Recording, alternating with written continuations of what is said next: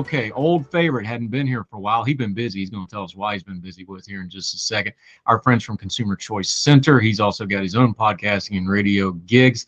David Clement is back after too long of an absence, my friend. Good to see you again. Good to see you too. Thank you for having me. Always a pleasure to have you. Okay, here's an interesting one. We've been talking about housing a lot. We've been talking about it with our UK friends where it's really getting hairy over there. We've been talking about it here in America where it's not quite to that level, but it's kind of heading that way. Canada has been having all sorts of housing issues, especially places like Toronto, Hmm. Vancouver, the major cities. Which is really funny because, I'm a nerd. I watch HGTVs. A lot of those HGTV house shows started in Canada and now they got to film them in Raleigh because, people's like, why is this house $1 million? Yep, It's been a problem up there. You've written about it for years that I've known you. You've got policy answers on this, but now you got kind of a personal perspective on this too, don't you? I do. I do. So we've spent the better part of the last 3 months looking at houses, um, in what you would consider the GTA, or like the outer outskirts of the GTA. And for a long time, this has been a really uncomfortable housing market price wise, where it is just incredibly difficult, for a variety of reasons, to get into the housing market. So one, prices are through the roof.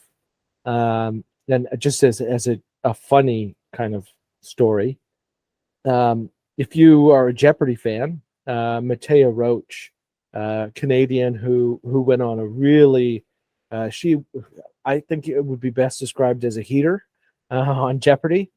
Um, Won about $560,000, on her run in Jeopardy, and someone asked her, "Oh, well, what are you going to do with the prize money? Because that should be like life changing money."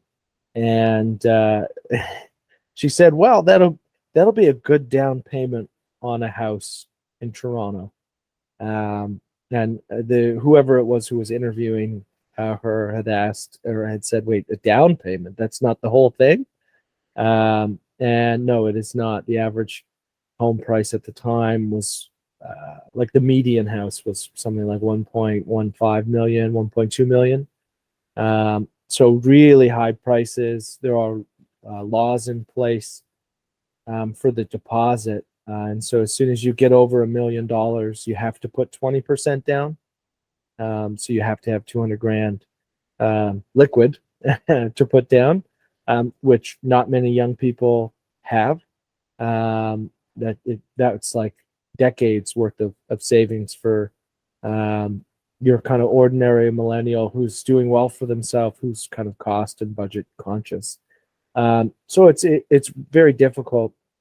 Um, Now, some of those prices have come down recently. We're seeing a bit of a crunch with rising interest rates right now. I think a lot of people who were speculating on real estate, who bought, let's say, from 2020 to 6 months ago, are feeling the pinch because the mortgage payments, with the rising rates, don't match what you can get for rent.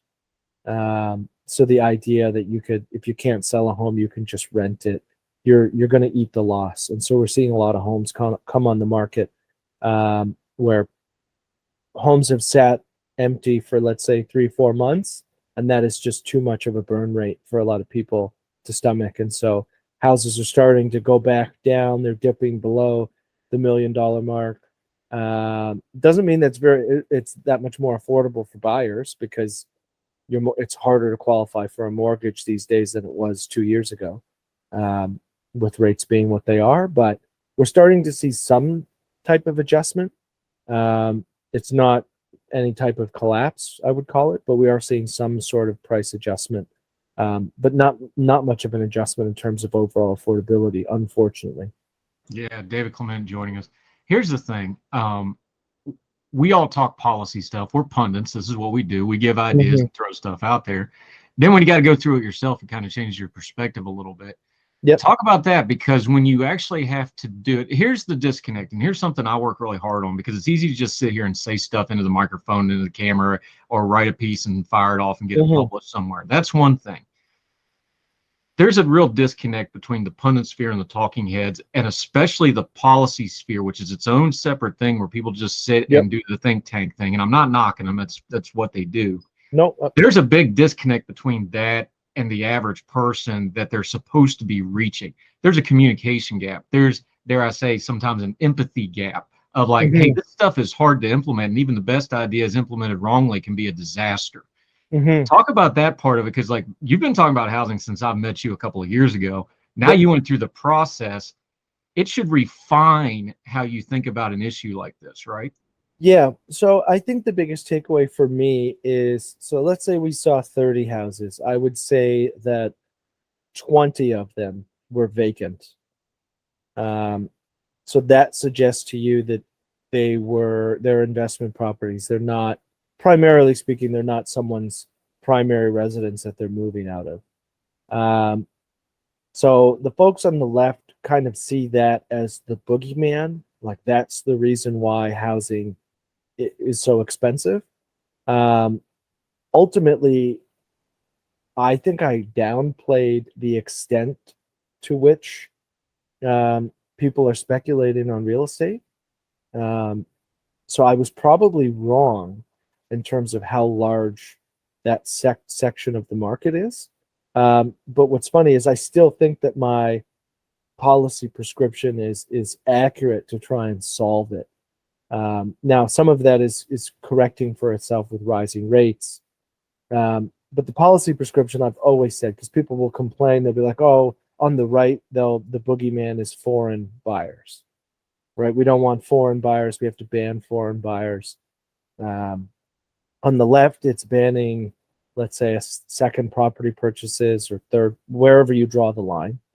But realistically, I think the answer, if you want to, if those people are in air quotes bad, and I don't think they're necessarily bad, they're responding to incentives. If you want to stick it to them, the best way to stick it to them is to increase the housing supply and create a lot more competition in what's on offer in the market. And we're starting to see a lot more effort at the provincial level on that. The Premier of Ontario, Ontario's governor for American listeners, is wanting to build over 1 million new homes to try and alleviate some of this crunch. I think that's really the best way to stick it to investors or to foreign buyers, is to create competition where you don't see that asset inflation of 15-20% per year. I mean, so a single family home in the Greater Toronto area throughout the pandemic outperformed and all of the major hedge funds on Wall Street in terms of returns. That is completely unsustainable. And the best way to counter that is to just increase supply so that you have more options for people looking to enter the market. But more importantly, you have more options across the spectrum for people entering the market. So if I think back to my sister's generation, she's 10 years older than me. They had the opportunity to buy something modest as their first home, live there for 5 or so years, have a child, kind of outgrow that house, and use the equity to then move up the housing ladder. That doesn't exist at all anymore. If you're a millennial and you have kids, it's essentially you're renting in that type of modest home. You're then outgrowing it, and you're taking a big leap to that kind of more forever home, the type of house you can live in for let's say 20, 25 years. So that's the uncomfortable situation a lot of folks like myself are dealing with right now, is being able to make that leap, which is very tough.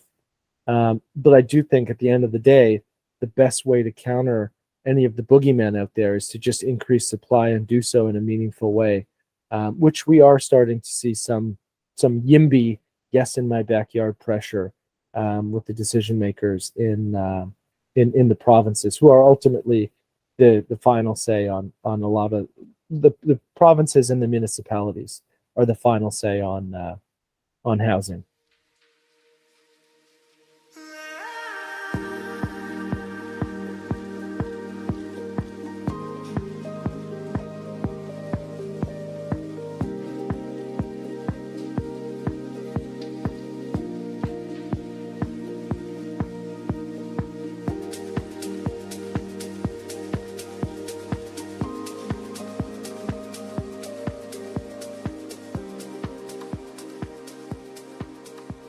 Yeah, David Clement joining us. You just touched on it, and I don't want to gloss over it because it's the part of the housing thing people don't want to talk about. Equity is wealth, and it's Hmm. generational wealth for a lot of folks. You know, they Hmm. inherit a property or they inherit that's not happening. That chain has been broken, like you just talked about. But that's the gap, is getting into the first home, because once you have the first home, then you have equity to maybe get another home or to renovate the one you're in or whatever the case may be. Getting that gap in, and if you have policies like bad mortgages or high risk mortgages, which makes the problem even worse, Hmm. that furthers that gap, and it also hurts the greater market. That's the entry point of all the problems right here, is getting those first time homeowners into a home in an affordable way. That's really the crux of this whole mess. That's where all the policy stuff, that's the rubber meeting the road, isn't it? Yeah, yeah, and I think what you're going to start to see over the course of 2023 is a lot of the first-time home buyers who bought on a variable rate mortgage during the pandemic really feel the pinch. And so you're at, like I said, your average home, let's say, and this is your median home, like your average house in the GTA, let's say $1 million. Um, your mortgage rate from, let's say you got it at the lowest variable, would have been 1.6 to 2.1%.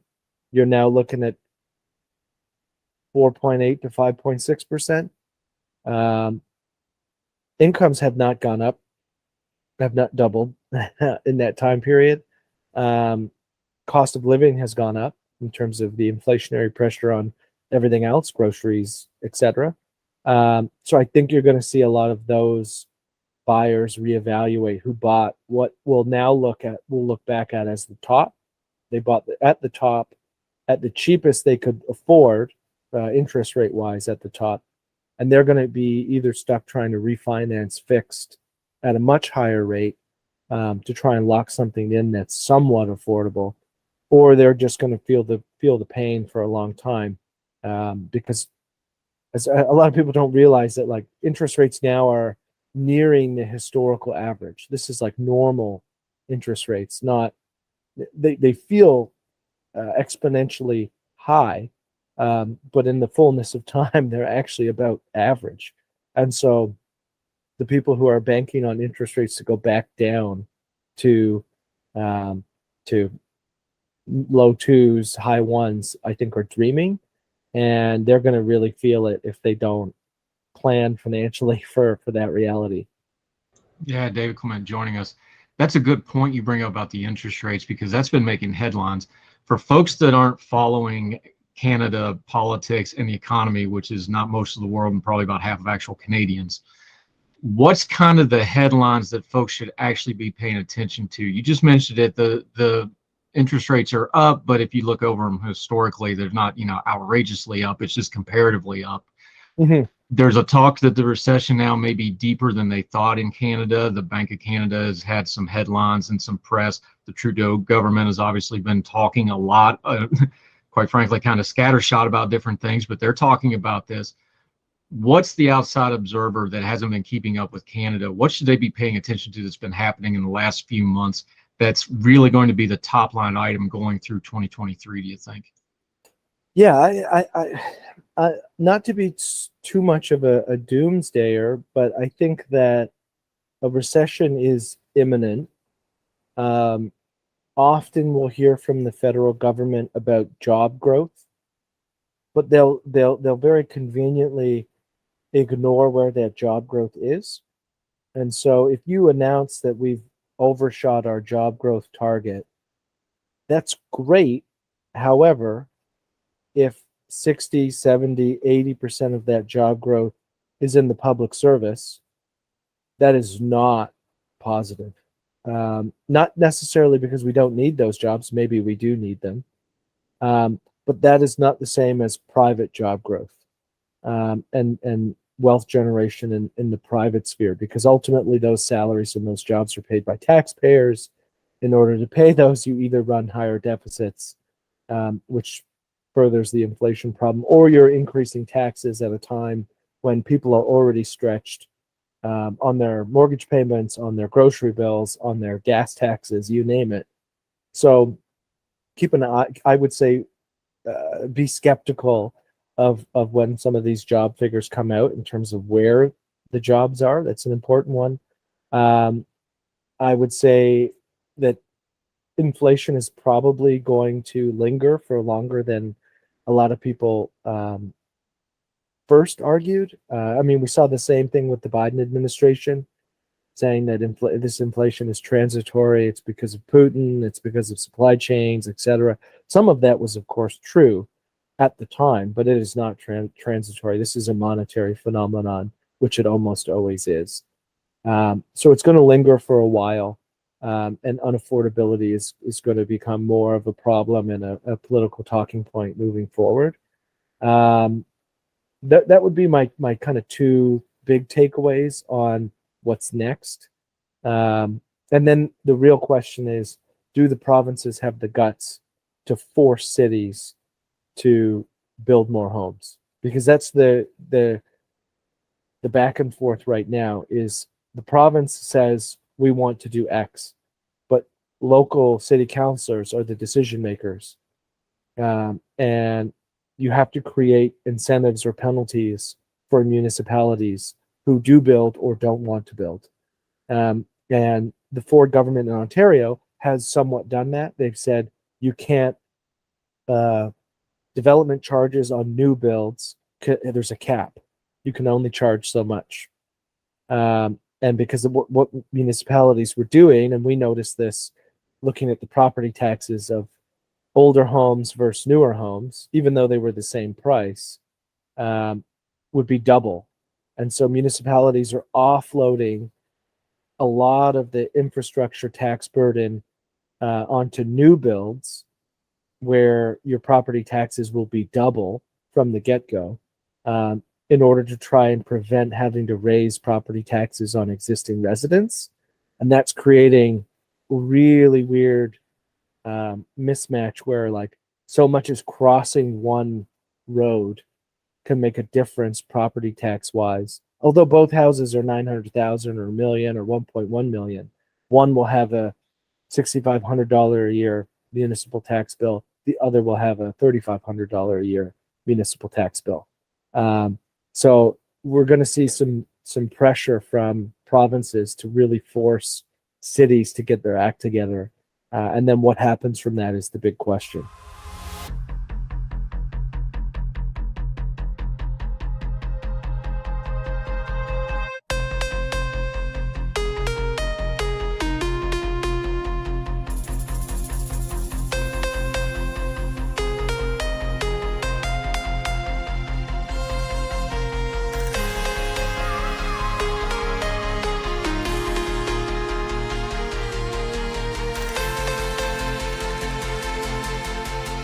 David Clement joining us. Is that, you just kind of touched on it, is the provinces and the municipalities and the big cities and the governments, is that the primary dynamic to keep an eye on right now? Because it feels like, especially since the end of the COVID restrictions, let's just go back that far, although this is lingering stuff that's always been there to some level. Is that the dynamic to really pay attention to? Because it does seem like that's been elevated quite a bit, at least in the last year or so, both politically and culturally. Yeah, that is the dynamic to look at, because the federal government, in my opinion, is just tinkering at the margins. They don't necessarily have a role to play. It's not technically in their jurisdiction to handle much of housing, but there's a lot that the federal government now does that isn't in their jurisdiction at all, and yet they do it anyway. Like the Trudeau government's dental care announcement, that is not in the federal government's purview at all. Same with their childcare announcement, completely outside of the realm of what the federal government is supposed to do, and yet they're still doing it. And so if we've crossed that bridge, I don't see any justification for not adding housing targets into it. And I've long argued that if the Trudeau government was serious about getting municipalities to build, they would just withhold federal infrastructure money based on growth targets for especially these high demand areas. They haven't really, the Trudeau government has taken kind of a lukewarm approach to that. There's not much teeth to it. The conservative leader Pierre Poilievre has been a little more aggressive, where he said cities over 500,000 would be under essentially some set of review, where they have to meet a certain target or they don't get federal funds, which is a lot for these big cities because they rely on the federal government to help build things like subways and major infrastructure and transit and road expansion and all of that.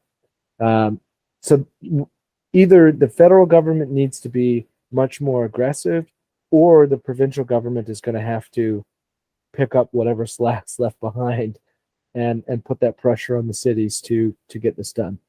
Yeah, David Clement, Consumer Choice Center, all kinds of stuff he does, writing and broadcasting wise.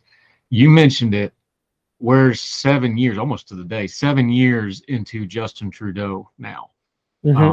I think we got a long track record here. He's got, 2 years or so before he's up again. Where are we at with him? Is there Trudeau fatigue? Is there a bit of a rut that this administration seems to be in a little bit? They're past the COVID stuff now, but the economy's not doing super great. People seem a little, they're not up in arms over it, but there is some discontent. Look, at some point, if you got a sports team, you've heard all the coaches' speeches, you've heard all the jokes, you've heard all the motivational stuff. It kind of feels like we're kind of at that point with Justin Trudeau now. We've seen kind of everything in his repertoire. What does he do here going forward, do you think?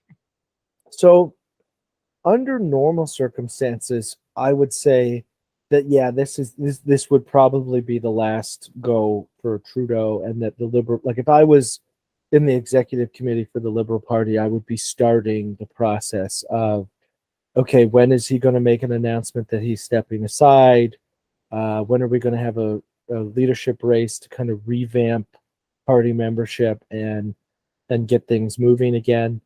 The Liberal partisans, especially the ones on Twitter, hate it when I say this, but the Liberal Party in Canada very much mirrors what the Republican Party looked like under Trump, where I think they will stay on board until the ship has fully sunk.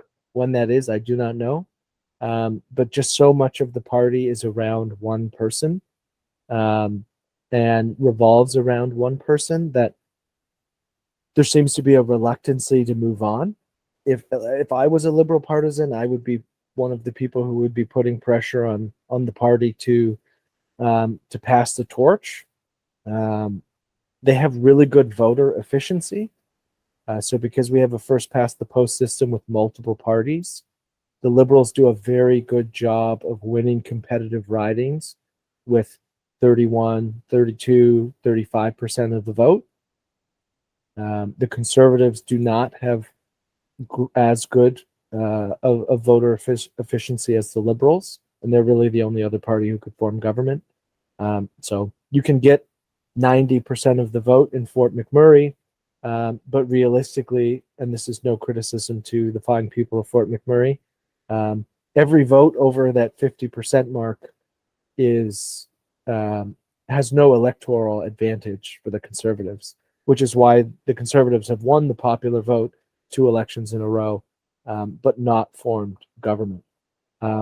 So some of that, I think, is weighing on maybe some of the reluctancy to start the retirement party for Trudeau. But I think it's necessary, if I'm forecasting, if we continue to see increases in crime in major cities, and some of it is hysteria, but some of it is very real, in the Greater Toronto area and Vancouver, and we start to see the recession kick in and people lose their jobs or and things like that, or lose their homes as a combination of the two, that is a ripe time for a Conservative to come along who is fiscally minded, who is maybe more of a law and order candidate, to attract the middle centrist voters in the suburbs, which is what the Conservatives need. So if I see that on the chessboard, you have to be having a conversation within the party if you're a Liberal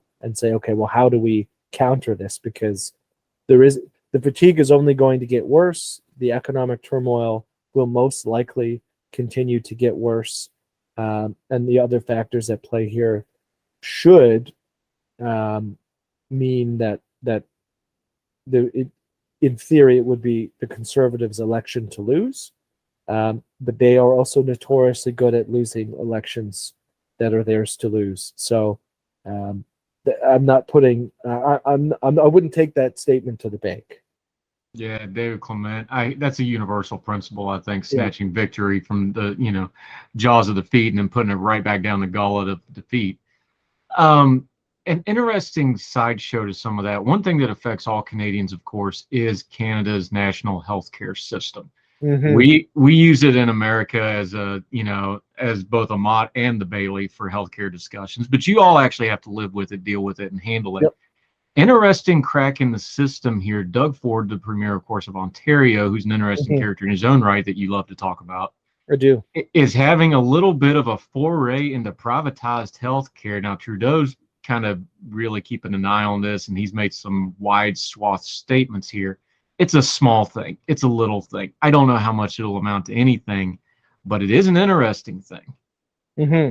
We'll see how it pans out in terms of what it actually looks like in practice. But the idea is that we just have private service providers or alleviating all of the backlogs that we see for a lot of the somewhat minor surgeries and things like that, routine scans, MRIs, and things that kind of fall into that category. And for American listeners, an example of like how severe it can be.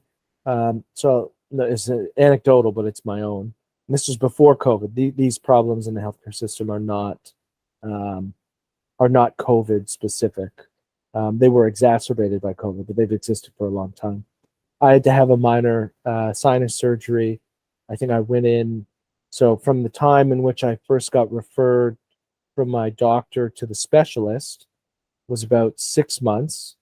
I went to the specialist and she said, "Okay, are you available for surgery?" And she gave me a date. It was like March 2019. And that was 8 months from when I saw the specialist. So we're talking well over a year total time from like the I have a problem that needs fixing to actually going under the knife. Now, for me, it was an inconvenience. It wasn't debilitating. But you have people who, let's say, don't have the luxury of working like I do remotely and with a laptop. Let's say you work outside, you build homes, you do all of those very important jobs, and you tear an MCL. You can't really afford to wait 9-12 months for surgery. That needs to happen now. And so if we can get closer to those things happening now, it's going to be a huge benefit. And the way the Ford government is saying is there's no out-of-pocket expense. They're just billing the province. It's still single payer. These private clinics, doctors, etc., are just billing the province through your OHIP card, which is your provincial health card. So when framed like that, I think it could be very good. How it pans out, the jury is still out. But if we have more options to use our healthcare dollars, essentially, to get quicker service, that is a huge plus.